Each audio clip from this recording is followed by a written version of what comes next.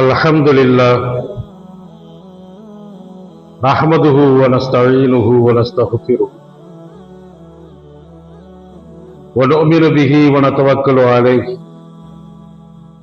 ونعوذ بالله من شرور أنفسنا ومن سيئات أعمالنا من يهد الله فلا مضل له ومن يضلل فلا هادي له أشهد أن لا إله إلا الله وحده لا شريك له وأشهد أن محمدا عبده ورسوله أما بعد فقد قال الله تعالى في كلامه القديم أعوذ بالله من الشيطان الرجيم والعصر إن الإنسان لفي خسر وقال نبينا صلى الله عليه وسلم لا تزول قدم عبد يوم القيامة حتى يسأل عن عمره فيما أفناه وقال الله تعالى فويل للمصلين الذين هم عن صلاتهم ساهون وقال أيضا وعاشروهن بالمعروف وقال نبينا صلى الله عليه وسلم خيركم خيركم لأهله அன்பிற்கும் பெருமதிப்பிற்குரிய எல்லாம் வல்ல அல்லாஹ்வின் நல்லடியார்களே, அல்லாஹ்வுடைய மகத்தான பேரர்களால் நம் அனைவரையும் இங்கே ஜும்மா தொழுகைக்காக வேண்டிய அல்லாஹ் ஒருங்கிணைத்திருக்கிறான். அவனுக்கே எல்லா புகழும். அன்புக்குரிய அல்லாஹ்வின் நல்லடியார்களே, அல்லாஹ் தன்னுடைய படைப்புகளை படைக்கக்கூடிய சமயத்தில் எந்த பொருளாக இருந்தாலும் சரி, அதில் நாம் அணுகக்கூடிய விதத்தில் தான் அது நன்மையா அல்லது தீமையா என்று முடிவு செய்யக்கூடிய அளவுக்கு அல்லாஹ் விதியை ஏற்படுத்தி இருக்கிறார். கத்தியை நாம் பயன்படுத்தி கொண்டிருக்கிறோம். தினசரி நம்முடைய வீட்டில கத்தி பயன்படுத்தப்படாத நாளே இருக்காது. குறிப்பாக நம்முடைய தாய்மார்கள் தங்களுடைய சமையலறை வேலைகளில கத்தியை அதிகமாக பயன்படுத்தி கொண்டிருப்பார்கள். அதே கத்தி ஒரு மனித உயிரை அலங்கோலப்படுத்துவதற்கும் கொலை செய்வதற்கும் கூட பயன்படுகிறது என்று வரக்கூடிய சமயத்தில் நன்மையாக பயன் தரத்தக்கதாக இருந்த கத்தி தீமையானதாக மாறிவிடுகிறது என்பதை நாம் பார்க்கிறோம்.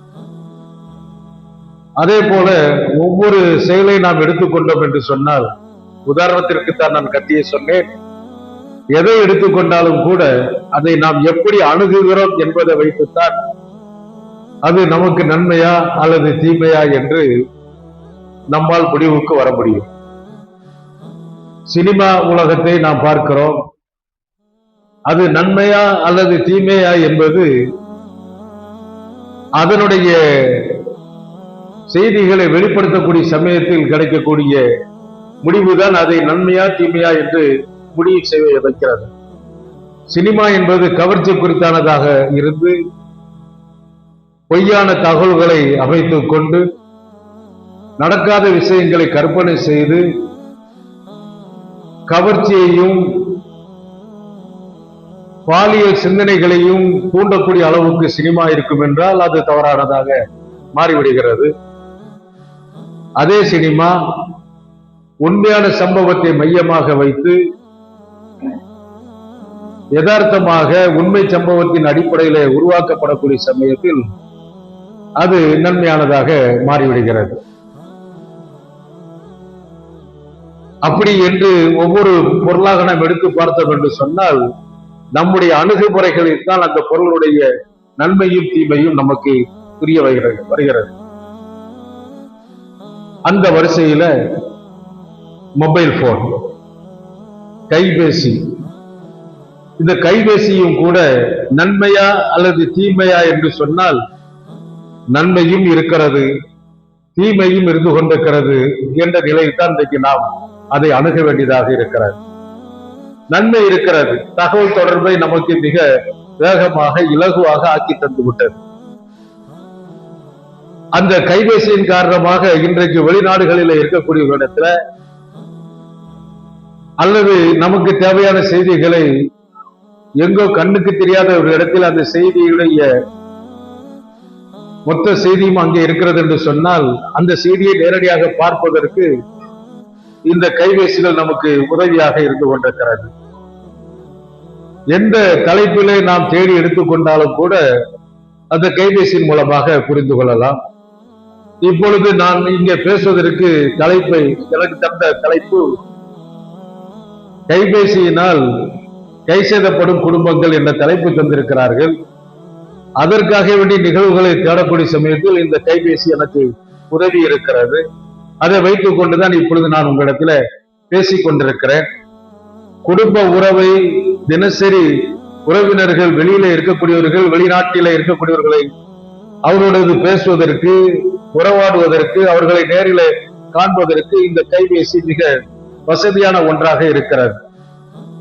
இப்படி இதனுடைய நன்மைகளை அடுக்கிக் கொண்டே போகலாம். குர்ஆனை, ஹதீஸை, மார்க்க ரீதியான செய்திகளை, மார்க்க ரீதியான வரலாற்று சம்பவங்களை என்று எதை எடுத்துக்கொண்டாலும் கூட இந்த கைபேசியின் மூலமாக நாம் பயனடைந்து கொள்ளலாம். நம்முடைய அன்றாட வாழ்க்கைக்கு தேவையான கட்டணங்கள் கட்டுவது, எலக்ட்ரிக் கட்டணம், வீட்டு வரி போன்ற எதுவெல்லாம் இருக்கிறதோ அனைத்தையுமே இந்த கைபேசி மூலமாக முடித்துக் கொள்ளலாம். அலுவலகங்களிலே போய் வரிசையாக நின்று மணிக்கணக்கில் நேரத்தை செலவிடுவதற்கு பதிலாக நம்முடைய வீட்டில் இருந்து கொண்டு எதை வேண்டுமானாலும் சாதிக்க முடியும். 10 பேர் கொண்ட ஒரு அலுவலகத்தில 5 பேர் கணக்கு சரி செய்யக்கூடியவர்களாக இருப்பார்கள். அந்த 5 பேருடைய சம்பளத்தை நாம் பார்த்தோம் என்று சொன்னால் நம்முடைய மொத்த வருமானத்தில் ஒரு பெரும் பகுதி போய்கொண்டிருக்கும். அதே சமயத்தில் இந்த கைபேசி கையில இருக்கும் என்று சொன்னால் அந்த 5 பேரிடத்திலே கொடுத்து செய்யப்படக்கூடிய கணக்குகளை இந்த கைபேசி இடத்தில் கொடுத்து விட்டோம் என்றால் அடுத்த சில வினாடிகளில அந்த 5 பேர் செய்த கணக்குகளை நமக்கு தந்து அதைவிட தெளிவானதாக தந்து விடுகிறது என்ற அடிப்படையில இன்றைக்கு கைபேசி எங்கெங்கும் வியாபித்து போயிருக்கிறது, நன்மைகளை தந்து கொண்டிருக்கிறது. வாஸ்தவம் தான், அதிலே மாற்று கருத்து இல்லை. கைபேசி உபயோகிக்காதவன் இன்றைக்கு மனிதனே இல்லை என்று சொல்லக்கூடிய அளவுக்கு எல்லோருடைய கைகளிலும் கைபேசி வந்துவிட்டது. ஒன்று மட்டும் இருந்தால் போதாது என்ற நிலை தாண்டி ஒன்றுக்கு மேற்பட்ட கைபேசிகளை வைத்துக் கொண்டு செல்லக்கூடிய அளவுக்கு வந்துவிட்டது. ஒரு சிம் மட்டும் இருந்தால் போதாது என்ற நிலைமை மாறி 2 சிம்மு 3 சிம்மு எல்லாம் வைத்துக் கொள்ளக்கூடிய அளவுக்கு விஞ்ஞானம் முன்னேறிவிட்டது. மக்கள் அனைவருமே பயன்படுத்திக் கொண்டிருக்கிறார்கள். தாயிடத்தில இருக்கிறது, தந்தையிடத்தில இருக்கிறது, பிள்ளைகளிடத்தில இருக்கிறது, மனைவியிடத்தில இருக்கிறது, உறவுகளிடத்தில இருக்கிறது, எல்லோரிடத்திலும் இருக்கிறது. உறவுகளை நெருக்கி வைக்கும் என்ற நம்பிக்கையில கைபேசிகள் நமக்கு உதவி செய்து கொண்டிருக்கிறது என்று நாம் நம்பிக்கொண்டிருக்கிறோம். அன்புக்குரிய அல்லாஹ் நடிகார்களே, இந்த நன்மைகளை விவரித்துக் கொண்டே செல்லும் பொழுது கைபேசியினால் ஏற்படக்கூடிய தீமைகளை நம்மால் புறக்கணித்து விட்டு இதை பற்றி சிந்திக்க முடியாது. எந்த உறவுகளை எல்லாம் நம்மிடத்தில் சேர்த்து வைக்கிறது என்று நினைத்துக் கொண்டிருக்கிறோமோ அந்த உறவுகளை பிரித்து வைக்கக்கூடிய வேலைகளையும் இந்த கைபேசி தான் செய்து கொண்டிருக்கிறார். கணவன் மனைவி வீட்டிற்கு வந்து விட்டார்கள் என்று சொன்னால் அவர்களுக்கு இடையில கருத்துகள் பேச்சுவார்த்தைகள் நடந்து கொண்டே இருக்கும். குடும்ப சூழ்நிலைகளை அப்படி பரஸ்பரம் பகிர்ந்து கொண்டே இருப்பார்கள். சில சமயங்களில் அவர்களுக்கு இடையில என்ன கருத்து வேறுபாடுகள் வரும், ஒரு சண்டை அளவுக்கு போகும் கணவன் மனைவிக்கு இடையில. அடுத்த சில நிமிடங்களிலேயே அது சமரசமாகிவிடும். மீண்டும் அவர்கள் தங்களுடைய அன்பை புதுப்பித்துக் கொள்வதை போன்று புதுப்பித்துக் கொள்வார்கள் என்றெல்லாம் நாம் பார்த்துக் கொண்டோம். தந்தைக்கும் பிள்ளைகளுக்கும் இடையில, தாய்க்கும் பிள்ளைகளுக்கும் இடையில என்று அந்த உறவுகள் அப்படியே இருந்தது. வெளியில் இருந்து நம்முடைய உறவுகள் வருகிறார்கள் என்று சொன்னால் அவர்கள் வருகை அடிக்கடி இருக்க வேண்டும் என்று எதிர்பார்க்கக்கூடிய ஒரு காலம் இருந்தது. ஆனால் இன்றைக்கு நிலைமை என்ன ஆயிற்று என்று சொன்னால் வீட்டிற்கு வந்து விட்டால் கணவன் மனைவி பேசுவது என்பது அரிதாகிவிட்டது. கணவன் கைபேசியை வைத்துக் கொண்டு தனியாக உட்கார்ந்திருக்கிறார், மனைவி கைபேசியை வைத்துக் கொண்டு தனியாக உட்கார்ந்திருக்கிறார். கணவன் ஏதாவது ஒன்றை கேட்டால் மனைவி கைபேசியை கையில வைத்துக் கொண்டு அப்படியே கையை காட்டி விட்டு நீ எடுத்துக்கொள் அல்லது நீ எடுத்து சாப்பிட்டுக்கொள் அல்லது பயன்படுத்திக்கொள் என்று உதாசீனப்படுத்தக்கூடிய அளவுக்கு முன்னேறி வந்து கொண்டிருக்கிறோம். பிள்ளைகளுக்கு மத்தியில, பாப்பா பிள்ளைகளுக்கு மத்தியில, தன் தாய் பிள்ளைகளுக்கு மத்தியில சகஜமான அந்த உறவாடுதல் என்பது இல்லாமல் போய் அவன் பிள்ளையும் கூட உள்ளே வரக்கூடிய சமயத்திலே கைபேசியை பார்த்து கொண்டே வருகிறான். உள்ளே அவனுக்கு சாப்பாடு கொடுக்கக்கூடிய சமயத்தில் அதை பார்த்து கொண்டே சாப்பிடுகிறான். அவன் படுக்கக்கூடிய சமயத்தில் அதை பார்த்து கொண்டே படுத்துக் கொண்டிருக்கிறான். எப்பொழுது தூங்குகிறான் என்று தெரியவில்லை.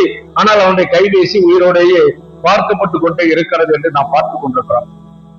ரோட்டிலே பார்த்தோம் என்று சொன்னால் கைபேசியை காதிலே வைத்துக் கொண்டு அல்லது வீடியோ காலிலே வைத்துக் கொண்டு இப்படியே போய் கொண்டிருப்பார்கள். காத்துக்கு பற்றி கவலைப்பட மாட்டார்கள். சில சமயம் அடிபட்டு இறந்து விடுகிறார்கள். காயப்பட்டு முடமாகி வீட்டிற்கு கொண்டு வரப்பட்டு விடுகிறார்கள். இதையெல்லாம் பார்த்து கொண்டிருக்கிறோம். ஒரு ரோட்ல இங்க இருந்து அந்த பக்கம் போகணும், ரோட்டை கிராஸ் பண்ணணும். இது சகஜமாக இன்றைக்கு மாறிவிட்டது. எப்படி கிராஸ் பண்றது சமயத்துல அந்த பக்கமும் வலது பக்கம் இடது பக்கமும் இங்கும் அங்கும் வாகனங்கள் வருகிறதா என்று பார்க்க வேண்டும், கடந்து செல்ல வேண்டும். ஆனால் இன்றைக்கு கைபேசியை வைத்துக் கொண்டு அப்படி பார்த்து கொண்டு ஒரு பொதுபோக்கான நிலையில போகிறார்கள். விபத்தில் அடிபட்டு மாட்டிக்கொண்டு முழிக்கிறார்கள் என்பதெல்லாம் பார்க்கிறோம். இப்படி கைபேசி நன்மையை தருகிறது என்று நீங்கள் நினைத்துக் கொண்டிருந்தால் அதை விட அதிகமாக தீமையே இன்றைக்கு அதிகமாக தந்து கொண்டிருக்கிறார். அன்புக்குரியவர்களே, பிள்ளைகளுடைய நிலை, நம்முடைய பிள்ளைகளை நாம் இன்றைக்கு என்ன செய்து கொண்டிருக்கிறோம்? அவனிடத்துல இருந்து நமக்கு பிரச்சனை இருக்கக்கூடாது, சேட்டை பண்றா, நமக்கு ரொம்ப டென்ஷனாக இருக்குது, வேலையை நம்முடைய வேலைகளை செய்ய விடாம தடுக்குது, நான் கைபேசியை பார்க்க முடியல, அவன் பண்ற சேட்டை என்று ஒரு தாய் சடவு அடையக்கூடிய சமயத்துல, ஒரு தந்தை எரிச்சல் அடையக்கூடிய சமயத்துல அந்த பிள்ளையை அப்படியே முடக்கி விடுவதற்கு, சேட்டை பண்ணாமல் இருப்பதற்கு, தன்னிடத்தில் எந்த தொந்தரவு செய்யாமல் இருப்பதற்கு அந்த பிள்ளையுடைய கையில கைபேசியை கொடுத்து என்ன செய்து விடுகிறார்கள்? பழக்கப்படுத்தி விடுகிறார்கள். 3 வயது 2 வயது 3 வயது பிள்ளைகளை கூட கைபேசியை தொட்டு அதனுடைய விளையாட்டை கேமை விளையாடக்கூடிய அளவுக்கு பக்குவம் பெற்றிருக்கிறார்கள். என் பிள்ளை இந்த வயசுலேயே என் பிள்ளை அழகா என்ன செய்யறான், மொபைல் எல்லாம் பாக்குறான்னு பெருமை வேற நம்ம என்ன செஞ்சு கொண்டிருப்போம், அடித்துக் கொண்டிருப்போம். ஆனால் ஒன்றை மறந்து விடுகிறோம், அந்த பிள்ளைக்கும் நமக்கு இடையிலான தொடர்பை துண்டிப்பதற்கு இந்த கைபேசி காரணமாக இருக்கிறது. நாளைக்கு பிள்ளை தாயிடத்தில் அன்போடு வந்து சேர்வதை, தந்தை இடத்திலே வேகமாக கட்டி பிடித்துக் கொண்டு தழுவுவதை தேடி தந்தை வெளியே சென்று விட்டால் எப்போது வருவார் என்று எதிர்பார்த்திருக்கக்கூடிய பிள்ளைகளை இந்த கைபேசி வந்தது, தந்தை வருகிறானா வரவில்லையா, தாய் என்ன செய்கிறாளா என்பதை பற்றி கவலைப்பட விடாமலேயே ஆக்கி வைத்துக் கொண்டிருக்கிறது கைபேசி என்பதை பற்றி நாம் யாருமே சிந்திப்பது கிடையாது. அந்த அளவுக்கு நம்முடைய சூழ்நிலைகள் நம்மை தற்காத்துக் கொள்வதற்கு, பிரச்சனைகள் வராமல் டென்ஷன் இல்லாமல் இருப்பதற்கு, அல்லது நாம் செய்யக்கூடிய காரியத்துல எந்த விதமான தடங்களும் இல்லாமல் இருப்பதற்கு நம்முடைய பிள்ளைகளை கூட என்ன செய்து கொள்கிறோம்?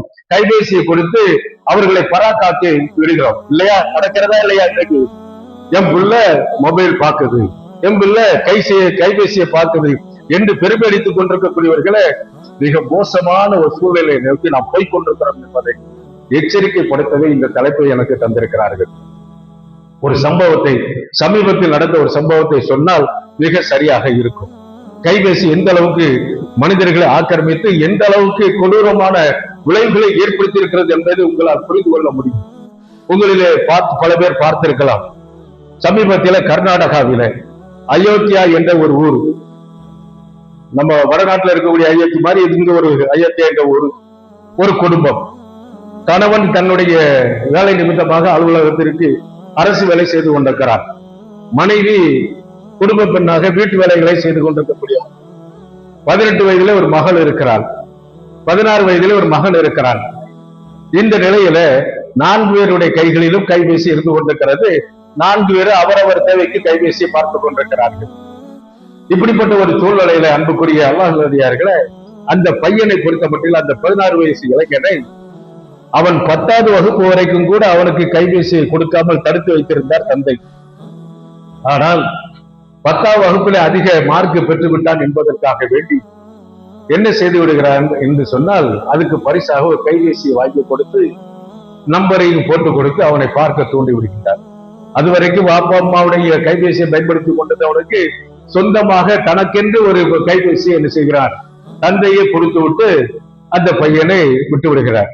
அவன் பார்க்க ஆரம்பிக்கிறான், பார்த்து கொண்டே இருக்கிறான். அவனுடைய படிப்பு நேரம் போக பார்த்து இதர நேரங்களில் பார்க்கிறான். வீட்டிற்கு வந்தாலும் அதை பார்த்து கொண்டிருக்கிறான், படுக்கும் போது பார்த்து கொண்டிருக்கிறான். அவனிடத்திலே மிக விரைவாக கடந்த நாட்களில் இதையெல்லாம் பார்க்காமல் விட்டுவிட்டோமே என்ற வேகமோ அல்லது வெறியோ ஏற்பட்டதோ என்னவோ தெரியவில்லை. கிடைக்கும் நேரத்தில் அனைத்திலேயுமே கைபேசியோடு அலைகிறான். தண்ணி குடிப்பதற்காக வேண்டி தாயிடத்தில் கேட்டார் என்று சொன்னால் இப்படி பார்த்து கொண்டே தான் தாயிடத்தில் கேட்கக்கூடிய அளவுக்கு நிலைமை இருந்தது. வாப்பா வந்துட்டாருன்னு சொல்லி சொன்னா வாப்பா வாங்க என்று சொல்லக்கூடிய அளவுக்கு அவனுடைய சிந்தனையில இல்லை, கைபேசி அவனை ஆக்கிரமித்துக் கொண்டிருக்கிறார். இது தெரிந்த பிறகு தாயும் தந்தையும் சேர்ந்து என்ன செய்கின்றார்கள், கடுமையான முறையில ஆலோசித்து கடைசியாக அவனிடத்தில ஒரு படிப்பினையை சொல்கிறார்கள். ராத்திரி 10 மணிக்கு மேல என்ன செய்யக்கூடாது, நீ கைபேசியை உபயோகிக்க கூடாது. ஏனென்றால் அவன் அதை தாண்டி மணிக்கணக்கிலே பார்த்து கொண்டிருக்கிறான். உபயோகிக்க கூடாது என்று சொல்லிவிடுகின்றார்கள். அன்புக்குரிய அல்லாஹ் நல்லடியார்களே, உபயோகிக்க கூடாது என்று சொன்னவனுக்கு சில நாட்கள் உபயோகிக்காமல் இருந்து பார்த்திருக்கிறான்.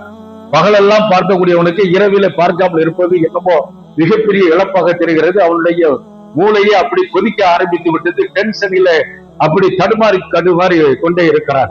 திருட்டுத்தனமாக தாயுடைய கைபேசியையோ அல்லது தந்தையுடைய கைபேசியை எடுத்து பார்க்கக்கூடிய அளவுக்கெல்லாம் முயற்சி செய்கிறார். கட்டுப்பாடு விதித்த தந்தை அந்த கட்டுப்பாடிலே உறுதியாக இருந்து விடுகிறார். இவனால் கைபேசியை பார்க்காமல் இருக்க முடியவில்லை. பைத்தியம் பிடித்தது போன்று அவனுடைய சூழ்நிலை மாறிவிடுகிறது. அப்படியே மண்டையில, அதாவது தலையை அப்படியே உதறிக்கொண்டே இருக்கக்கூடிய அளவுக்கு கிறுக்கு பிடித்த மாதிரி அவனுடைய நிலைமை மாறிவிட்டது. அன்புக்குரிய அல்லாஹ் நல்லடியார்களே, அதற்கு பிறகு நடந்த நிகழ்ச்சி தான் மிகவும் சோகமானது, கோரமானது. எத்தனையோ தவறுகள் செய்வதற்கு கைபேசி காரணமாக இருக்கிறது. ஆண் பெண் தவறான உறவை, கள்ள உறவை அதை நியாயப்படுத்துவதற்கு இந்த கைபேசி காரணமாக இருக்கிறது. என்னென்ன தவறுகள் என்று நீங்கள் புரிந்து கொண்டிருக்கிறீர்களோ அத்தனை தவறுகளையுமே யாருக்கும் தெரியாமல் தன்னுடைய கைபேசியிலேயே, தன்னுடைய தாய் பக்கத்திலே இருக்கக்கூடிய சமயத்திலே அந்த கைபேசியில என்ன செய்து கொள்ளலாம், பார்த்து கொள்ளலாம். எந்த அளவுக்கு கைபேசியில வசதி வந்துவிட்டது என்று சொன்னால், நான் இப்படி என்னுடைய கைபேசியை பார்த்து கொண்டிருந்தேன் என்றால் என் பக்கத்தில் இருக்கக்கூடியவன் என்னுடைய கைபேசியில நான் எதை பார்க்கிறேன் என்று பார்க்க முடியாத அளவுக்கு பிரைவசி வியூஸ் என்னமோ ஒரு ஆப்ஷன் கொடுத்து அது பக்கத்துல இருக்கும் கூட இதை பார்க்க முடியாதுங்கிற அளவுக்கு இன்னைக்கு மொபைல்ல வந்துருச்சு. இங்க மொபைல் யூஸ் பண்றவங்களுக்கு நிச்சயமாக தெரியும். இப்ப சமீபத்திய மொபைல்கள்ல அப்போ வாப்பா பக்கத்துல இருந்து பார்க்கக்கூடிய சமயத்துல மகன் தவறான செய்தியை பார்த்து கொண்டிருப்பான், வாப்பா நல்ல செய்தியை பார்த்து கொண்டிருக்கிறான் என்று நினைப்பான். அந்த அளவுக்கு கைபேசி மனிதர்களை ஆக்கிரமிக்கக்கூடிய அளவுக்கு மாறிவிட்டது. ஆக்கிரமிக்கக்கூடிய அளவுக்கு மாறி கடைசியில சைக்கியாரிஸ்ட் போய் கொண்டு போய் காட்டியிருக்காங்க அந்த பையனை. அவரு ஆலோசனைகள் கொடுத்திருக்கிறார். எவ்வளவு நேரம் அந்த பையன் மொபைலை பார்க்கறான் அப்படின்னு சொல்லி சொல்லும் பொழுது அவன் இடத்துல கேட்கக்கூடிய சமயத்துல சில சமயங்கள்ல 16 மணி நேரம் நான் பார்த்து கொண்டிருக்கிறேன். எத்தனை மணி நேரம்? 16 மணி நேரம். ஒரு நாளுடைய 2/3 பகுதி. சில சமயம் 20 மணி நேரங்கள் பார்த்து கொண்டிருக்கிறேன் என்று அவன் கூறுகின்றான். டாக்டரும் அதிர்ச்சி அடைந்து விட்டார். அந்த பெற்றோர்களும் அதிர்ச்சி அடைந்து விட்டார்கள். மிக கடுமையாக நடவடிக்கை எடுத்து அவனை கைபேசியிலிருந்து விலக்கி வைப்பதற்காக வேண்டி முயற்சி செய்கிறார்கள். டாக்டரோட ஆலோசனைகளின் அடிப்படையில் செயல்படுகிறார்கள். ஒன்றுமே பயன் இல்லாமல் போய்விட்டது. என்ன நடந்தது தெரியுமா அன்புக்குரிய அல்லாஹ்வின் அடியார்களே? உங்களுடைய பிள்ளைகளிடத்தில் கைபேசியை கொடுத்து கொண்டு அதில் சந்தோஷம் அடைந்து கொண்டிருப்பவர்களை சற்று எச்சரிக்கையாக இருங்கள். உங்களுடைய பிள்ளைகளிடத்துல கைபேசியை கொடுத்து கொண்டு நம்முடைய வேலைகளுக்கு பாதிப்பில்லை என்று மகிழ்ந்து கொண்டிருக்கிறீர்களே, எச்சரிக்கையாக இருங்கள். சிறு பிள்ளைகளை மூளை வளர்ச்சி அடைய வேண்டிய கட்டத்தில கைபேசிக்குள் கொண்டு முடக்கி விட்டுக் கொண்டு நாம் தப்பித்தோம் என்ற நேரத்தில பெற்றோர்கள் இருந்து கொண்டிருக்கிறீர்களே, நீங்கள் எச்சரிக்கையாக இருங்கள். அந்த பையன் அவன் இரவில 10 மணிக்கு பிடிக்கப்பட்டதின் காரணமாக கடைசியாக என்ற நிலைமை எப்படி மாறிவிடுகிறது என்று சொன்னால், அவனால் கைபேசி பார்க்க முடியாது என்ற ஒரு நிலைமை ஏற்பட்ட பொழுது அவன் என்ன செய்கின்றான்? தன்னுடைய தந்தையை, தன்னுடைய தாயை, தன்னுடைய அக்காவை என்று 3 பேரையுமே சமையல் ரூம்ல இருக்கக்கூடிய கத்தியால் என்ன செய்கின்றார்? கடுமையாக தாக்கி விடுகின்றார், குத்தி விடுகின்றார். திடீரென்று பார்த்தால் இரவில 10 மணி இருக்கும். தெருவில சத்தம் கேட்கிறது. பக்கத்து வீட்டு வாசிகள் எல்லாம் என்ன செய்கிறார்கள்? சென்று போய் பார்க்கிறார்கள். அங்கே தந்தை கொலை செய்யப்பட்டு கிடக்கிறார். தாய் இரத்த வெள்ளத்தில் மிதந்து கொண்டிருக்கிறாள். அக்கா கொலை செய்யப்பட்டு கிடக்கிறாள். அது போதாது என்று பக்கத்து ரூமில இவனும் என்ன செய்கின்றான்? இவனுக்கு மேல கத்தி குத்து பாய்ச்சப்பட்டு அவனும் என்ன செய்கிறான்? காயத்தால் துடித்துக் கொண்டிருக்கிறான். போலீஸ் வருகிறது, விசாரணை செய்கிறார்கள். போலீஸ் எப்படி விசாரணை செய்யும்? 4 பேரை குத்தி இருக்குது அப்படின்னு போது வெளியில தான் ஆட்களை தேடுவாங்க. கடைசியில பார்த்தாச்சுன்னா எந்த ஆதாரமும் வெளியில இருந்து வந்து குத்துற மாதிரி இல்லை. அந்த ஆதாரத்தை எல்லாம் நம்ம விரிவா சொன்னோம்னாக்க நேரம் இடம் தராது. போலீஸ் ஒரு முடிவுக்கு வந்துடுச்சு, உள்ளுக்குள்ளதான் யாரோ என்ன செஞ்சிருக்கிறாங்க, இதை தவறை செய்திருக்கிறாங்க என்று பார்க்கக்கூடிய சமயத்துல கத்தியினால் குத்திய அந்த கத்தியுடைய கைப்பிடியில அந்த பையனுடைய ரேகை இருந்திருக்கிறது. அதற்கு பிறகு வழக்கை போலீஸ் விரைவுபடுத்திய சமயத்துல அந்த பையன் தான் தன்னுடைய தந்தையை குத்தி கொண்டிருக்கிறான் என்பது நிரூபணமாகிறது. தன்னுடைய அக்காவை குத்தி கொண்டிருக்கிறான் என்று நிரூபணமாகிறது. தாய் குற்றியரும் கொலையுருமாக இருந்து ஆஸ்பத்திரியில என்ன செய்து கொண்டிருக்கிறாள், அவள் சிகிச்சை பெற்றுக் கொண்டிருக்கிறாள். தாயை என்ன அடிப்படையில குத்தினானோ தெரியல, தப்பிச்சா பரவாயில்ல நினைச்சானோ இல்லாட்டா ஒரேடியா போனாலும் பரவாயில்ல நினைச்சானோ தெரியல. ஆக குத்தில தாய் தப்பிச்சுக்கிட்டான். இந்த 3 பேரையும் குத்தப்பட்டது நான் தான் என்று தெரிந்துவிடக்கூடாது என்பதற்காக என் தன்னைக்கு தானே குத்தி கொண்டான் என்று போலீஸ் விசாரணையை தெரிய வருகிறார். ஆக இந்த பைத்தியம், மொபைலினால் ஏற்பட்ட இந்த விளைவு, மொபைலை சாதாரணமாக நம்முடைய பிள்ளைகளிடத்தில் கொடுத்துக் கொண்டிருக்கிறீர்களே, ஆயிரக்கணக்கான ரூபாய் கொடுத்து பிள்ளைகள் பார்த்து கொண்டிருப்பதை பார்த்து சந்தோஷம் அடைந்து கொண்டிருக்கிறீர்களே, உங்களுடைய பிள்ளைகள் மொபைலை கையில வைத்துக் கொண்டு ரோட்டில ஒதுக்குப்புறமான இடங்களில உட்கார்ந்து கொண்டு விளையாடி கொண்டிருக்கிறார்களே பப்ஜி என்ற கேம், அந்த கேம் அந்த பையனை என்ன செஞ்சிருக்கான், அதிகமாக விளையாடி இருக்கிறான். கிறுக்க மாதிரி அந்த கேம்ல ஜெயிக்கணுங்கிறதுக்காக வேண்டி அவனே உளறி கொண்டே எல்லாம் இருந்திருக்கிறான். அன்புக்குரியவர்களே, கடைசியாக மொபைல் கிடைக்கவில்லை என்று வந்த உடனே பெற்றெடுத்த தந்தையே கொலை செய்யக்கூடிய அளவுக்கு தூண்டுதல் ஏற்பட்டிருக்கிறது என்று சொன்னால் எந்த காலத்திலே வாழ்ந்து கொண்டிருக்கிறோம், எப்பேற்பட்ட மோசமான சூழ்நிலையை நமக்கு நாமே உருவாக்கி கொண்டிருக்கிறோம். வாப்பா வாங்கி கொடுத்த மொபைல் தான் மகனால் வாப்பாவை குத்தி கொல்லப்படுவதற்கு காரணமாக இருக்கிறது. அதற்கு உறுதுணையாக இருந்த அக்கா குத்தி கொல்லப்பட்டிருக்கிறாள், தாயும் குத்தி காயப்படுத்தப்பட்டிருக்கிறாள் என்று சொன்னால் எவ்வளவுக்கு ஒரு மோசமான ஒரு நிலையை இந்த மொபைல்கள் ஏற்படுத்தி கொண்டிருக்கிறது என்பதை சற்று சிந்திக்க வேண்டும். இளைஞர்கள் ராத்திரியில 9 மணிக்கு மேல இருட்டான பகுதியில 4 பேர் நீண்டு விட்டு இருக்கிறான்னு சொல்லி சொன்னா ஒரு காலத்துல அரட்டை அடிக்கிறது மட்டும்தான் இருக்கும். குறைஞ்சபட்சமாக பாலியல் ரீதியான செய்திகளை பேசிக்கிட்டு இருப்பாங்க. ஆனா இப்ப அப்படி கிடையாது. அவன் 4 பேர் கையில 4 மொபைல் இருக்கும், 4 பேர் விளையாண்டுகிட்டு இருப்பான், 4 பேர் என்ன செய்யறான், ஒவ்வொரு விதமான உலகத்துல சஞ்சரித்துக் கொண்டிருப்பதை போன்று இருக்கும். ஒருத்தனுக்கு ஒருத்தன் பேசிக் கொண்டிருக்க மாட்டான், ஆனா 4 பேரும் ஃப்ரெண்டா இருப்பான். 4 பேரை இணைத்துக் கொண்டிருப்பது என்னது என்று சொன்னால் இந்த மொபைல் தான். அதில் இருக்கக்கூடிய கேவலமான அருவருக்கத்தக்க நிகழ்வுகள் தான் என்று பார்க்கக்கூடிய சமயத்துல இந்த இளைஞர்களுடைய வருங்காலம் என்ன ஆகும்? தேவைப்பட்டால் உங்களையும் கூட இந்த கர்நாடகத்தை இளைஞன் கொன்றதை போல உங்களையும் கூட தாக்குவதற்கு அவர்கள் தயங்க மாட்டார்கள். அந்த அளவுக்கு இந்த மொபைல் சாராயம் குடிப்பதை விட மிக மோசமான விளைவை அவனுக்கு ஏற்படுத்தி இருக்கிறது. போதை வஸ்துகளை சாப்பிடுவதை விட, மாத்திரைகளை மருந்துகளை சாப்பிடுவதை விட மிக மோசமான நிலையை ஏற்படுத்தி இருக்கிறார். காரணம் இதுதான் காரணமாக இருக்கிறது. அன்புக்குரிய அல்லாஹ் நடிகார்களை இதை கவனத்தில் எடுத்துக் கொள்ளுங்கள். ஒல் அஸ்ர் இன்னல் இன்சான லஃபீ ஹுஸ்ர். அல்லாஹ் தன்னுடைய திருமறையில நாம் செலவழிக்கக்கூடிய காலத்தை பற்றி சுட்டி காட்டி அந்த காலத்தின் மீது சத்தியமாக என்று கூறுகிறார். நீ இந்த காலத்தை செலவழித்துக் கொண்டிருக்கிறாயே, காலம் எப்படிப்பட்டது தெரியுமா என்று கேட்கும் விதமாக சத்தியமிட்டு கூறுகிறான். மனிதர்கள் அத்தனை பேர்களுமே கைசேதத்தில் இருந்து கொண்டிருக்கிறார்கள். கைசேதத்துக்குரிய மிக முக்கியமான காரணங்களாக நான் சொன்னது இப்போ இது ஒன்று மிக முக்கியமான காரணமாக இன்றைக்கு உலகில் ஆக்கப்பட்டு விட்டது. ரசூலுல்லாஹி ஸல்லல்லாஹு அலைஹி வஸல்லம் அவர்கள் சொன்னார்கள், திருமதியில் வரக்கூடிய ஒரு செய்தி, லா தஸூலு கதமா அப்தின் யௌமல் கியாமத்தி ஹத்தா யுஸால அன் உம்ரிஹி ஃபீமா அஃப்னா. மறுமை நாளிலே கேள்விகள் கேட்கப்படும், விசாரிக்கப்படும். அந்த விசாரணையில இந்த விசாரணையும் இந்த கேள்வியும் உண்டு.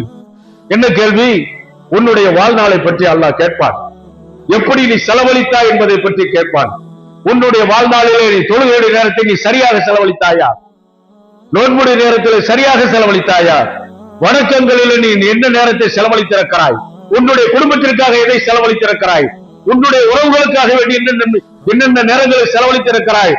அனைத்துமே உனக்கு நன்மையானதாக இருக்கிறதா என்று கேட்கப்படக்கூடிய சமயத்தில், இறைவா, என்னுடைய கையிலே மொபைல் இருந்தது, அதிலே நான் 15 மணி நேரமாக, 16 மணி நேரமாக, 20 மணி நேரமாக பைத்தியமாக இருந்தேன் என்று நாம் பதில் சொல்லக்கூடிய நிலைமை ஏற்பட்டு விட்டால் தூக்கி வீசப்பட்டு விடுவோமே நரகத்தை நோக்கி. அல்லாஹ் நம்மை காப்பாற்ற வேண்டும்.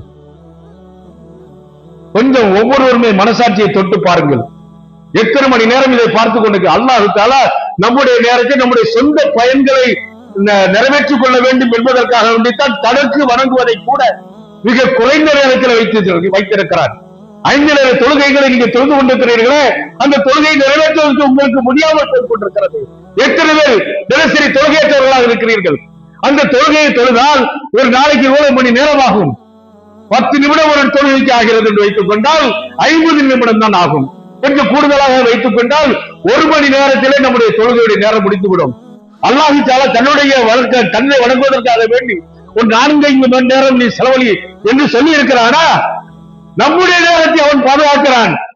என்னுடைய நேரத்தை எனக்கு செலவழிக்க வேண்டும், என்னுடைய நேரத்தை நான் பயனுள்ளதாக்க வேண்டும், என்னுடைய குடும்பத்திற்காக, என்னுடைய உறவுகளுக்காக, என்னுடைய சமுதாயத்திற்காக என்னுடைய நேரங்கள் செலவழிக்கப்பட வேண்டும்.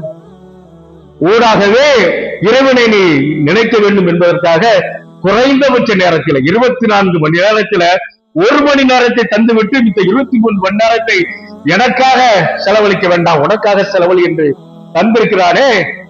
மொபைலை கையிலே வைத்துக் கொண்டிருப்பவர்களே, அதிகமான நேரத்தை செலவழித்துக் கொண்டிருப்பவர்களே, வீணான முறையிலே மொபைலை பார்த்துக் கொண்டிருப்பவர்களே, சற்று சிந்தித்து பாருங்கள்.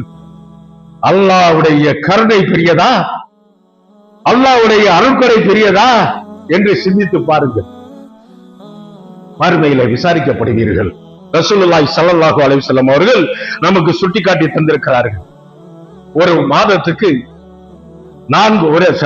ஒரு நாளைக்கு 4 மணி நேரம் கைபேசியை கையில் வச்சிருந்தேன்னு வைங்க, கூட்டி கழிச்சு பாருங்க, பெரும்பாலும் 4 மணி நேரம் சர்வ சாதாரணமாக ஆகும். ஒரு மாசத்துக்கு எவ்வளவு நேரம் ஆகுது? 120 மணி நேரம் பார்க்கக்கூடிய ஒரு நிலைமை ஏற்படுது. அப்படியே அந்த 120 மணி நேரத்தை 12ஆல பெருக்குங்க, ஒரு வருஷத்துக்கு 1440 அல்லது 60 மணி நேரம் மொபைல்ல செலவழிக்கக்கூடிய நிலைமை ஏற்படுது.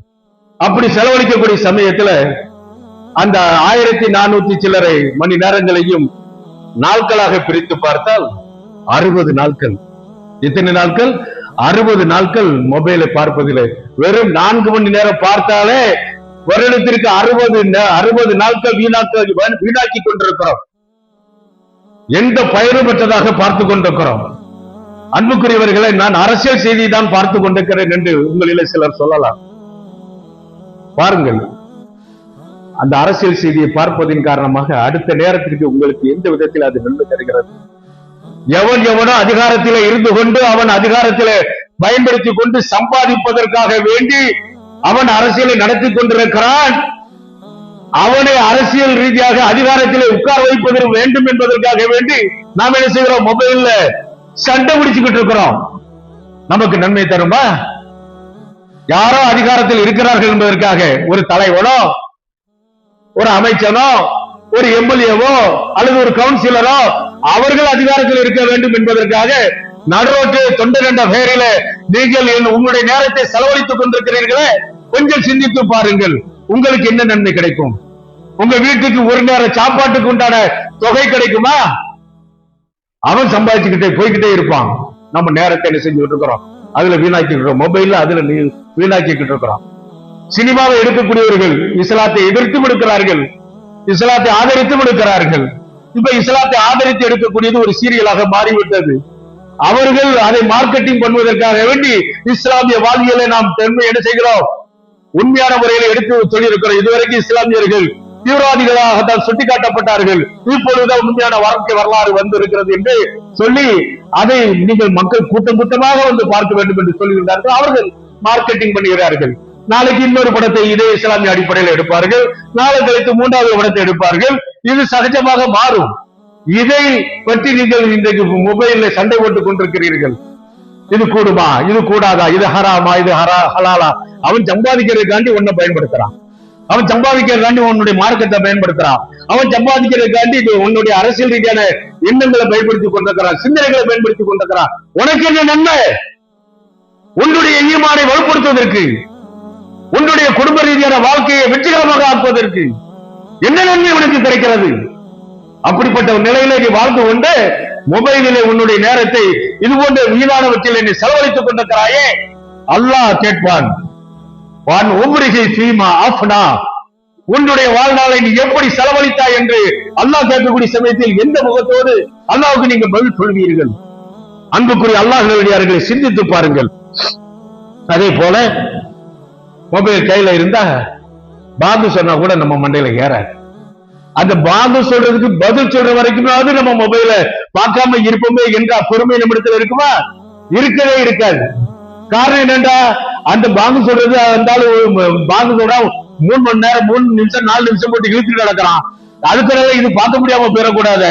பாங்கு சொன்ன பிறகு இது பார்த்தா இது ஓடிடமே அப்படிங்கிற ஒரு உணர்வு. என்னமா அவன் வாழ்நாள் ஒரு பெரும்பகுதியை பார்க்காட்டா வீணாக்கிற மாதிரி, அவனுடைய உறவுகள் எல்லாம் நாசமா போற மாதிரி, அவனுக்கு வரக்கூடிய ஆயிரக்கணக்கான ரூபாய் இழந்து போகிற மாதிரி என்ன செய்வான்? பாங்கு சொல்றது கூட பதில் சொல்ல மாட்டான். அதை விடுங்க, பாங்கு சொன்ன உடனே பள்ளியாசலுக்கு வரணுமே சொல்லணுமே செய்வானா? நிச்சயமா செய்ய மாட்டான். அவனுக்கு மொபைல் அவனை ஆக்கிரமித்துக் கொண்டிருக்கிறது, அவனிடத்தில் அதிகாரம் செலுத்திக் கொண்டிருக்கிறது, அவனை அடிமையாக்கி கொண்டிருக்கிறது, அவனை கெருக்கலாக்கி கொண்டிருக்கிறது, பைத்தியக்காரனாக்கி கொண்டிருக்கிறது.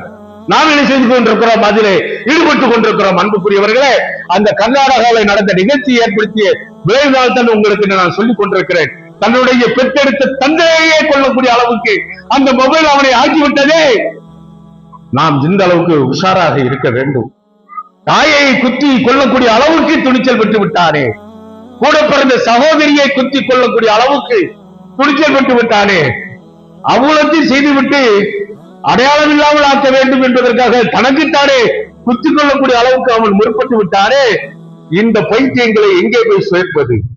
அதற்கு காரணமா இருக்கக்கூடிய பெற்றோர்களை எந்த கணக்கிலே கொண்டு போய் சேர்ப்பது? நீங்கள் எல்லாம் நாளைக்கு அல்லாஹ்விடத்தில் எப்படி பதில் சொல்ல போகிறீர்கள்? கொஞ்சம் சிந்தித்து பாருங்கள். அன்புக்குரிய அல்லாஹ் நேரடியார்களே, ஜும்மாவுக்கு பயான் பண்றோம். ஒரு 5 நிமிஷம் 10 நிமிஷம் போயிடுச்சுன்னா உங்க பள்ளிக்கு வந்தாலே 10 நிமிஷம் கூட தான் ஆகுது அப்படின்னு சொல்லி நாம எரிச்சல் அடைகிறோம். கொஞ்சம் கையில இருக்கக்கூடிய மொபைலை யோசிச்சு பாருங்க, எவ்வளவு நீங்க வேஸ்ட் ஆக்குறீங்க. அதை பத்தி நீங்க யோசிக்கிறீங்களா? நாங்க அதிக நேரம் எடுக்கக்கூடாது, அது தவறு. ஏன்னா குர்ஆன்ல அத பயானம் சுருக்கி சொல்லணும்னு தான் சொல்லப்பட்டிருக்கு. அது அதிக நேரம் எடுக்கக்கூடாது. அதே சமயத்துல அதை ஜீர்ணிக்க முடியாத அளவுக்கு உங்களுடைய நிலைப்பாடுகள் இருந்து கொண்டிருக்கிறது. அப்படியானால் மொபைல்ல நீங்க நேரத்தை செலவழிப்பது எந்த விதத்துல புத்திசாலித்தனம்? கொஞ்சம் சிந்திச்சு பாருங்க, கொஞ்சம் சிந்திச்சு பாருங்க. தொழுகை முடிக்குவோம், எப்படா தொழுக, எப்படா இமாம் வந்து சலாம் சொல்ல மாட்டாரு. சலாம் சொன்ன உடனே அடுத்த நிமிஷம் நீ என்ன சொல்லுவது தெரியுமா? அஸ்தக்ஃபிருல்லாஹ் சொல்லுவியா, அல்லாஹ் அக்பர் சொல்லுவியா, வேற என்னத்தையும் சொல்லுவேன்? கையில இருந்து மொபைல் எடுத்துக்கிட்டு என்ன அளவு வந்திருக்குன்னு தான் பார்ப்போம். பாக்குறமா இல்லையா? நம்மை ஆக்கிரமித்துக் கொண்டிருக்கிறது, நம்மிடத்தில் அது வெற்றி அடைந்து கொண்டிருக்கிறது. நீ என்ன பகுத்தறிவு படைத்த புத்திசாலி? மிருகத்தை விட கேவலமானவன், மிருகத்தை விட கேவலமானவன் எனக்கு அடிமைப்பட்டு கிடக்கிறாய். நான் பார்க்க தூண்டுவதைத்தான் நீ பார்த்து கொண்டிருக்கிறாய். நான் எப்படி ஒன்றை கீழாவளியில் ஆக்க வேண்டுமோ அதுபோல நீ ஆகி கொண்டிருக்கிறாய் என்று மொபைல் சொல்லிக் கொண்டிருக்கிறது. நாம் அதற்கு என்ன செய்து கொண்டிருக்கிறோம்? வரவேற்பு செய்து கொண்டிருக்கிறோம். மொபைலை கண்டுபிடிச்சவன் அவன் ஸ்மார்ட் போனை யூஸ் பண்ணலன்றாங்க, தெரியுமா உங்களுக்கு? அவன் புத்திசாலி, அவன் மார்க்கெட்டிங் பண்ணிட்டான். நீங்கள் எல்லாம் வீணா போங்க, நான் புத்திசாலி, வீணா போக மாட்டேன்னு சொல்றாங்க, தெரியுமா உங்களுக்கு? மொபைலை கண்டுபிடித்த அந்த குரூப் யாருமே இந்த ஸ்மார்ட் போனை யூஸ் பண்றதே கிடையாதான். இதான் யதார்த்தம். நாம அதை பத்தி யோசிக்கிறதே கிடையாது. வாஷிருஹுன்ன பில் மாரூஃப்னு சொல்லி அல்லாஹ் தஆலா தன்னுடைய திருமறையில சுட்டி காட்டுகிறார்.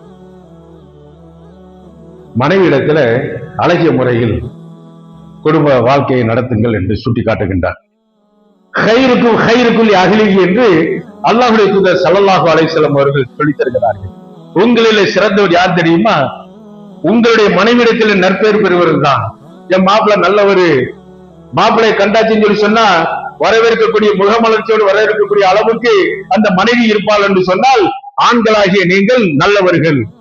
உங்களுக்கு பின்னால் ஆயிரக்கணக்கான படை அணிகலன்கள் இருந்தாலும் சரிதான், கோடிக்கணக்கான சொத்துகளுக்கு நீங்கள் அதிபதிகளாக இருந்தாலும் சரிதான், உங்களுடைய உள்ளும் புறமும் அறிந்திருக்கக்கூடிய உங்களுடைய மனைவி உங்களை வரவேற்பதற்கு தயாரில்லை என்று சொன்னால், வீணா போறவன் வர்றான்னு மனசுல நினைக்கக்கூடிய அளவுக்கு உங்களுடைய நிலைகள் இருக்கும் என்று சொன்னால் நீங்கள் கேவலமானவர்கள் என்று ரசூலுல்லாஹி ஸல்லல்லாஹு அலைஹி வஸல்லம் சுட்டிக்காட்டி கொண்டிருக்கிறார்கள். அந்த மனைவிடத்தில் ஆதரவாக பேச வேண்டும். அவள் வீட்டு வேலைகளை செய்து கொண்டிருக்கிறாளே, அவளுக்கு ஆறுதலாக இருக்க வேண்டும். அவளுக்கு மனம் புண்பட்டு போயிருந்தால் அதை என்ன செய்ய தணிக்குவதற்கு முயற்சி செய்ய வேண்டும் என்ற அக்கறையோடு எந்த கணவன் தன்னுடைய வீட்டிற்கு செல்கிறானோ, மனைவிடத்திலே பேசுகிறானோ, ஆறுதலான வார்த்தைகளை கொடுத்து அவளை உற்சாகப்படுத்துகின்றானோ, அவளுடைய சோர்வுகள் எல்லாம் நீங்கும் விதமாக ஒத்துழைப்பு தந்து கொண்டிருக்கிறானோ, அவன் சிறந்த கணவன். நீ மொபைலோடு இந்த இதே அடிப்படையில உன்னுடைய வீட்டிற்கு சென்று வார், மொபைல் பைத்தியமாக மாறி வீட்டிற்கு சென்று வார், மனைவிடத்தில் நீ பேச மாட்டாய். அவனிடத்தில் பேசுவதை விட இதிலே பேசுவது நல்லது என்று நினைத்துக் கொண்டிருப்பாய். அது போன்ற தருணங்களில் என்ன ஆகும்? நீங்கள் கேவலமானவர்கள் என்பதை உங்களுக்கு நீங்களே நிரூபித்துக் கொண்டிருப்பீர்கள். ரசூலுல்லாஹி ஸல்லல்லாஹு அலைஹி வஸல்லம் அவர்கள் சொல்லித் தருகிறார்கள், உங்களிலே சிறந்தவர்கள் உங்களுடைய மனைவிடத்திலேயும் நற்பெயர் பெற்றவர்கள் என்று சொல்லி தந்து கொண்டிருக்கிறார்கள். அன்புக்குரிய அல்லாஹ் நல்லடியார்களே, கடைசியாக ஒரு வாசகம், யா இவல்லதீன ஆமனு ஓ அவுங்குசக்கும் வாகிலிக்கும் நாரா ஒக்கது ஹன்னாசு ஹைஜாரா என்று அல்லாஹ் தன்னுடைய 66வது அத்தியாயம் 6வது வசனத்திலே கூறிக்கொண்டிருக்கிறார். ஈமான் கொண்டவர்களே, உங்களை நீங்கள் பாதுகாத்துக் கொள்ளுங்கள், உங்களுடைய குடும்பத்தாரையும் பாதுகாத்துக் கொள்ளுங்கள். எதை விட்டும்? நரகத்தை விட்டும் என்று அல்லாஹ் கூறிக்கொண்டிருக்கிறார். அந்த நரகம் எப்படிப்பட்டது தெரியுமா? வக்கூது ஹன்னாசு அல் ஹிஜாரா. அந்த நரக நெருப்பு மூட்டப்படுவதற்காக வேண்டி உபயோகிக்கப்படக்கூடிய விறகுகள் யார் தெரியுமா? மனிதர்களும் பாரா கற்களும் என்று அல்லாஹ் தன்னுடைய திருமறையில மேற்சொன்ன வசனத்திலே சுட்டி காட்டிக் கொண்டிருக்கிறான். பாரா கற்களும் நாமும் ஒன்றுதான். நரகத்திற்கு சென்று விட்டால் அந்த நரக நெருப்பை மூட்டுவதற்காக வேண்டி நாம் என்ன செய்யப்படுவோம்? விறகாக ஆக்கப்படுவோம். நரக நெருப்பைக்கு நான் செல்வது உசிதமானதா அல்லது நரக நெருப்பை விட்டு பாதுகாத்துக் கொள்வது உசிதமானதா? அல்லாஹ் கட்டளையிடுகின்றான், உங்களை நீங்கள் நரக நெருப்பை விட்டு பாதுகாத்துக் கொள்ளுங்கள். அல்லாஹ்வுடைய கட்டளைக்கு அடிபணிய போகிறீர்களா, அல்லாஹ்வுடைய கட்டளையை மீறப் போகிறீர்களா என்பதை சற்று சிந்தித்து பாருங்கள். அன்புக்குரியவர்கள், குல்லில் முஃமினீன யகுல்லூ மின் அப்சாரிஹிம், முஃமினீன்களுக்கு நபியை நீங்கள் சொல்லுங்கள், அவர்கள் தங்களுடைய பார்வைகளை தாழ்த்தி கொள்ளட்டும் என்று அல்லாஹ் சொன்னான். ரசூலுல்லாஹி ஸல்லல்லாஹு அலைஹி வஸல்லம் அவருடைய காலத்திலே எதிர்த்து பெண்கள் வந்து விட்டார்கள் என்று சொன்னால் பார்வையை தாழ்த்த வேண்டும் என்று நமக்கு கட்டளையிட்டு அதை இன்றைக்கும் நமக்கு என்ன செய்திருக்கிறார்? கடமையாக ஆக்கி வைத்திருக்கிறார். அப்படியே போகக்கூடாது. பார்வை பட்டிடுச்சுன்னு சொல்லி சொன்னா உடனே பார்வையை மாற்றிக்கொள்ள வேண்டும். எதிர்பாராமல் பார்த்து விட்டோம் என்று சொன்னால் அது தவறில்லை. அதே சமயத்தில் அதை தொடர்ந்து பார்ப்பது, அந்நிய பெண்ணை தொடர்ந்து பார்ப்பது தவறு என்று ரசூலுல்லாஹி ஸல்லல்லாஹு அலைஹி வஸல்லம் அவர்கள் விளக்கம் தருகிறார்களே. அன்புக்குரிய அல்லாஹ் நல்லடியார்களே, இந்த மொபைல் கலாச்சாரம் இருக்கிறதே, அது போன்று பார்வைகளை தாழ்த்தி கொள்ள வைக்கிறதா, அந்த பார்வையிலே நம்மை மூழ்கை செய்து கொண்டிருக்கிறதா என்பதை சிந்தித்து பாருங்கள், நமக்கு நிச்சயமாக விளங்கும். இன்னொன்றை கடுமையாக சொன்னார்கள் ரசூலுல்லாஹ், அல் ஐனானி தஸ்னியானி, உங்களுடைய 2 கண்களும் என்ன செய்து கொண்டிருக்கிறது? விபச்சாரம் செய்து கொண்டிருக்கிறது என்று. அதாவது தவறான பார்வைகளை பார்த்தீர்கள் என்று சொன்னால் அது ஆணாக இருந்தாலும் சரி, அது பெண்ணாக இருந்தாலும் சரி, அது சிறுவர்களாக இருந்தாலும் சரி, இளைஞர்களாக இருந்தாலும் சரி, முதியோர்களாக இருந்தாலும் சரி, யாராக இருந்தாலும் சரி, உங்களுடைய பார்வைகளை தாழ்த்த வேண்டிய இடத்தில் தாழ்த்தாமல் தவறானவற்றை பார்ப்பீர்கள் என்று சொன்னால், அதாவது அந்நிய பெண்களை நீங்கள் பார்க்க முற்படுவீர்கள் என்று சொன்னால், விதவிதமான அலங்கோலமான காட்சிகளாக நீங்கள் பார்க்க வேண்டும் என்று முடிவு செய்து விட்டீர்கள் என்று சொன்னால், அதற்கு உங்களுடைய மொபைலை பயன்படுத்தினீர்கள் என்று சொன்னால் மறந்து விடாதீர்கள், உங்களுடைய கண்கள் விபச்சாரங்கள் செய்து கொண்டிருக்கிறது என்பதை ரசூலுல்லாஹி ஸல்லல்லாஹு அலைஹி வஸல்லம் அவர்கள் சுட்டிக்காட்டி தந்திருக்கிறார்கள். இவற்றை எல்லாம் கவனத்தில் எடுத்துக்கொண்டு மொபைல் கலாச்சாரத்தை விட்டு நம்மை பாதுகாப்பானதாக பக்குவமாக பயன்படுத்தக்கூடியவர்களாக அல்லாஹ் ஆக்கிப்பானார். மொபைலை ஒட்டுமொத்தமாக ஹராம் என்று நான் சொல்லவில்லை. பயன்படுத்தப்பட வேண்டிய ஒரு பொருள். மொபைலை நன்மைக்காக வேண்டி மட்டுமே பயன்படுத்துங்கள். தீமையை தூண்டக்கூடிய விதங்களை அனைத்தை விட்டு தவிர்த்து விடுங்கள். தீமைகளை தூண்டக்கூடிய ஒரு நிலை ஏற்பட்டது, பார்க்க தூக்கியது என்று சொன்னால் மொபைலை ஓரம் கட்டி விட்டு அதை மறக்கும் வரைக்கும் இந்த மொபைலை கொடாமல் இருந்து கொண்டு உங்களை பார்த்துக் கொள்ளுங்கள். நிச்சயமாக அதன் மூலமாக நீங்களும் பாதுகாக்கப்படுவீர்கள், குடும்ப உறவுகளும் பாதுகாக்கப்படும், பிள்ளைகளுடைய வருங்காலமும் பாதுகாக்கப்படும் என்பதை கவனத்தில் எடுத்துக்கொண்டு அல்லாஹ் அத்தகைய மனிதர்களாக, பாதுகாப்பு பெற்ற மனிதர்களாக, தவறானவற்றை விட்டு பாதுகாக்கப்பட்டவர்களாக நம்மை ஆக்கி அருள்வானாக என்று கேட்டுக்கொண்டு எனது முதல் உரையை நிறைவு செய்கிறேன். பாரக்கல்லாஹ்.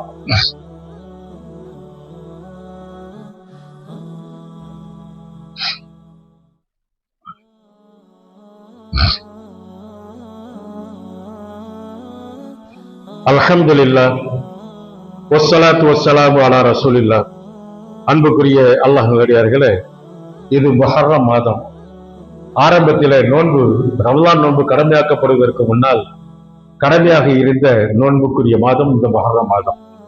பிறை 10 அன்றைக்கு முதலாவதாக நோன்பு ரமலான் நோன்பு கடமையாக்கப்படுவதற்கு முன்னால் பிறை 10 அன்றைக்கு நோன்பு நோற்பது நமக்கும் கடமையாக இருந்தது.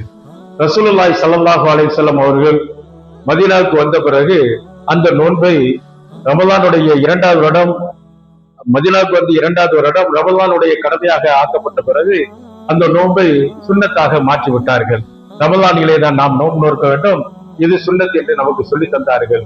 இந்த நோன்பை ஏன் நோக்க வேண்டும் என்று சொன்ன பொழுது ரசூலுல்லாஹி ஸல்லல்லாஹு அலைஹி வஸல்லம் அவரிடத்துல சஹாபாக்கள் சொன்னார்கள், அல்லாஹ்வுடைய தூதரே, மூசாவுடைய கூட்டத்தினர்கள் அதாவது யூதர்கள் நோன்பு நோக்கு அவர் கொண்டாடி கொண்டிருக்கிறார்கள். அந்த கொண்டாட்டம் எதற்காக வேண்டியிருந்தால், பிறவுனிடத்திலிருந்து மூசா அவர்கள் கடல் மூலமாக காப்பாற்றப்பட்டார்கள் அல்லவா, பிறவுனிலே கடலில் மூழ்கடித்து சாகடிக்கப்பட்டான் அல்லவா, அந்த வெற்றியை கொண்டாடும் விதமாக யூதர்கள் கொண்டாடி கொண்டிருக்கிறார்கள் என்று சொன்ன பொழுது ரசூலுல்லாஹி ஸல்லல்லாஹு அலைஹி வஸல்லம் அவர்கள் சொன்னார்கள், யூதர்களை விட மூசாவுக்கு நன்றி செலுத்தக்கூடிய விஷயத்துல, மூசாவுக்காக நன்றி செலுத்தக்கூடிய விஷயத்துல நாம் தான் மிக தகுதியானவர்கள். எனவே அந்த நாளிலே நோன்பு நோற்றுக் கொள்ளுங்கள் என்று ரசூலுல்லாஹி ஸல்லல்லாஹு அலைஹி வஸல்லம் அவர்கள் சொல்லி நோன்பு நோற்பதை வலியுறுத்தினார்கள். அதோடு மட்டுமல்ல, அந்த நோன்பு நோற்பதனால் என்ன நன்மை இருக்கிறது என்று சொன்ன பொழுது, அதற்கு முந்தைய வருடத்துடைய அனைத்து பாவங்களும் மன்னிக்கப்படுவதற்கு பிராயச்சித்தமாக இந்த நோன்பு இருக்கிறது என்று ஸல்லல்லாஹு அலைஹி வஸல்லம் அவர்கள் வலியுறுத்தி சொல்லி தந்தார்கள். அதோடு மட்டுமல்ல, தன்னுடைய மரணத்திற்கு கடைசி முந்தைய வருடத்துல அடுத்த வருடம் இது யூதர்கள் அதை கொண்டாடி கொண்டிருக்கிறார்கள், நாமும் கொண்டாடுகிறோம். யூதர்களுக்கு மாற்றம் செய்யும் விதமாக நான் அடுத்த வருடம் உயிரோடு இருந்தானே என்று சொன்னால் நிச்சயமாக நான் என்ன செய்வேன், பிறை 9 அன்றும் சேர்த்து நோன்பு நோற்பேன் என்று ரசூலுல்லாஹி ஸல்லல்லாஹு அலைஹி வஸல்லம் அவர்கள் சொன்னார்கள். ஆனால் அடுத்த வருஷம் ரசூலுல்லாஹ் இருக்கவில்லை, உயிரோடு இருக்கவில்லை. அவர்கள் நோன்பு நோற்றது என்னமோ 10 மட்டும்தான். ஆனால் வலியுறுத்தி சென்றது 9ஐயும் சேர்த்து வலியுறுத்தி சென்றிருக்கிறார்கள். எனவே பிறை 9 அன்றும் பிறை 10 அன்றும் நோன்பு நோற்பது ஒரு வலியுறுத்தப்பட்ட ஒரு சுண்ணத்தாக இருக்கிறது. கடந்த வருடங்களுடைய பாவங்களுக்கு பிராயச்சித்தமாக பரிகாரமாக அது அமைந்திருக்கிறது. சிறிய செயல் பெரிய அளவுக்கு நன்மை தரக்கூடிய ஒரு காரியம் இந்த நோன்பு என்பது இன்னும் சில நாட்களிலே வர இருக்கிறது. எனவே அந்த நோன்பை நோற்று நம்முடைய பாவங்களுக்கு பரிகாரமாக அமைத்துக் கொள்வோமாக வல்ல அல்லாஹ் அதற்கு கிருபை செய்வானாக என்று கேட்டுக்கொண்டு எனது உரையை நிறைவு செய்கிறேன். வாஹிர் தவானா அல்ஹம்துலில்லாஹி ரப்பில் ஆலமீன்.